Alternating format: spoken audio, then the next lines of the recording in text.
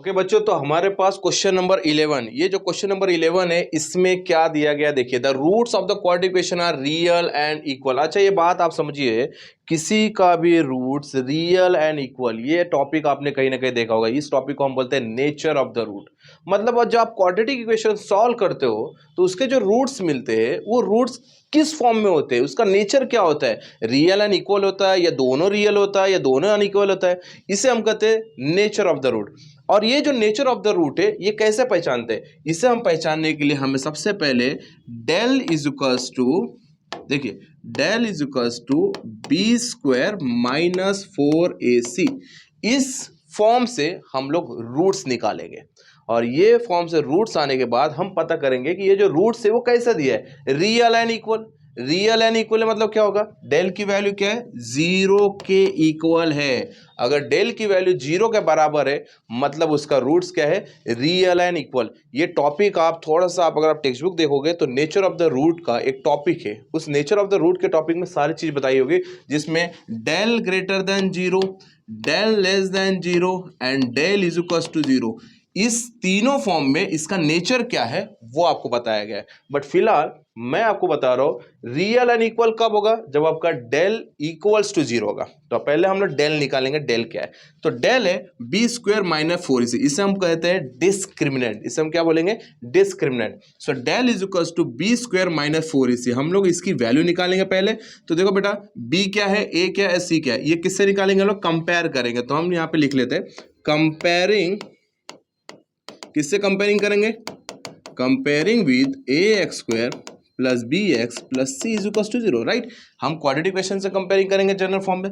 सो ए की वैल्यू क्या होगी, ए की वैल्यू हो जाएगी 3, बी इज इक्वल टू क्या होगा बेटा, B is equal to K and C is equal to 12।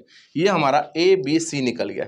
अब डेल फाइंड आउट करेंगे, del is equal to what, B square minus 4ac है, क्लियर है। सो बी का स्क्वायर मतलब किसका स्क्वायर, के का स्क्वायर माइनस 4 इंटू ए क्या है बेटा, यहाँ पर ए है हमारे पास 3 और सी क्या है 12, राइट। सो के स्क्वायर माइनस 4 3 ज़ा 12, 12 इंटू 12 क्या हो जाएगा 144, राइट। 12 इंटू 12 क्या हो जाएगा 144। अब इसे कैसे लिखेंगे हम लोग, इसे लिखेंगे के स्क्वायर माइनस 144 मतलब 12 का स्क्वायर, राइट। 144 मतलब 12 का स्क्वायर। अब ये क्यों लिखा है यहाँ पे आप देखिए, के का स्क्वायर माइनस 12 का स्क्वायर। सो के का स्क्वायर मतलब ए का स्क्वायर माइनस 12 का स्क्वायर मतलब बी का स्क्वायर। तो इसको हम लोग रूट्स कैसे निकालेंगे, ये फॉर्म यहाँ पे मैं लिख लेता हूँ, A square minus B square का फॉर्मूला क्या होता है हमारे पास, A plus B and A minus B. इसीलिए हमने इसे क्या किया, स्क्वायर फॉर्म में किया।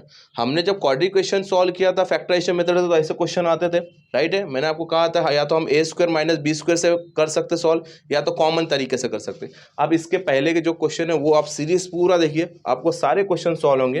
तो इसे हमने उसी फॉर्म में कन्वर्ट किया है, के का स्क्वायर माइनस 144 को लिखा 12 का स्क्वायर। तो इसके जो दो रूट्स आ जाएंगे वो है, ये हमारा ए हो गया और ये हमारा बी हो गया। सो हम कैसे लिखेंगे, A plus B and A minus B. समझ में आया बेटा, ये क्या लिखेंगे, ए प्लस बी और ए माइनस बी। ये हमारी जो वैल्यू आई है ये वैल्यू है बी स्क्वायर माइनस 4ac के। यहां तक तो करना ही है। अब देखिए उसने क्या बोला कि ये जो रूट्स है वो रियल एंड इक्वल है। मतलब ये जो डेल की जो वैल्यू आई है वो क्या है, रियल एंड इक्वल है। मतलब ये किसके इक्वल है, डेल इज इक्वल टू किसके इक्वल है, zero. Why, because real and equal, क्योंकि हमारे जो रूट्स आए ये रियल एंड इक्वल है। तो मैं रूट्स को इक्वल करता हूं, K plus 12 and K minus 12 is equal to zero, है ना। मैं किसके इक्वल लिखा, जीरो के इक्वल लिखा, क्योंकि ये जो डेल निकाला हमने इससे निकाला बेटा। अब ये किसके इक्वल है, जीरो के इक्वल है। Means K plus 12 is also equal to zero और K minus 12 is also equal to zero. So K is equal to minus 12 और के इज इक्वल टू प्लस 12। ये दोनों हमारे रूट्स होंगे और ये हमारे के की वैल्यू होंगे।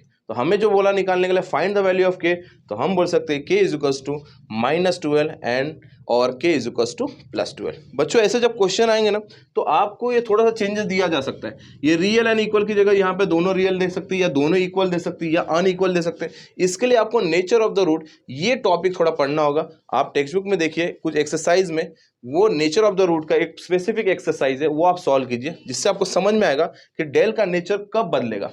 डेल ग्रेटर देन 0 रहेगा, डेल लेस देन 0 या डेल इक्वल टू 0। इन तीनों में जो रूट्स होते हैं उनका नेचर अलग अलग होता है। यहाँ पे रियल एंड इक्वल बोला, इसलिए हमने डेल इक्वल टू 0 लिखा। अब डेल की वैल्यू निकालने के लिए तरीका यूज किया, इसके रूट्स निकल गए। अब उसने बोला इक्वल है, रियल एंड इक्वल है, इसलिए हमने इक्वल टू 0 किया और यहाँ पे हमने के की वैल्यू निकाला। क्वेश्चन नंबर 12 में भी हम लोग इससे रिलेटेड एक और एक क्वेश्चन लेंगे, वो भी सॉल्व करिए, आप देखते रहिए।